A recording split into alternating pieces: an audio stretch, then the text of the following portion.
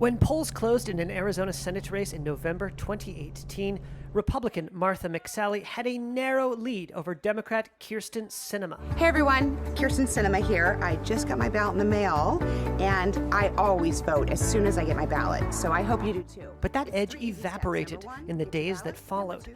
The reason? The time it took to tally mail-in ballots. The Republican president was furious. Quote, election corruption. Call for a new election? Donald Trump posted on Twitter. I just called Kyrsten Sinema and congratulated her. There was no new election, and McSally conceded to Sinema 6 days after Election Day.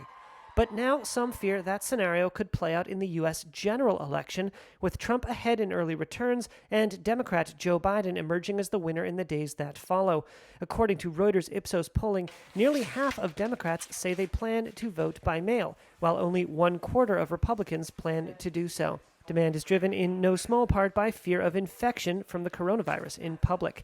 People close to Biden's campaign say they are bracing for Trump to complain the contest is being stolen as the lead shifts. And I think it's all designed to create so much chaos that no matter what the outcome of the election is, that it's thrown up in the air.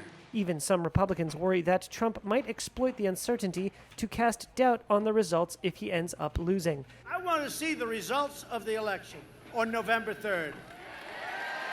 What? And by the way, if it's anything like these other events, it could go on forever. In more than 30 states, including such battlegrounds as Arizona, Florida, and North Carolina that traditionally decide elections, officials can begin processing or even counting ballots before Election Day. But 3 Rust Belt states considered among the most competitive, Michigan, Pennsylvania, and Wisconsin, prohibit officials from processing, let alone counting, ballots before Election Day. Trump has refused to say whether he will respect the outcome if he loses, and he has repeatedly made unfounded claims that mail voting leads to fraud, even though multiple studies show voter fraud in the United States is extremely rare.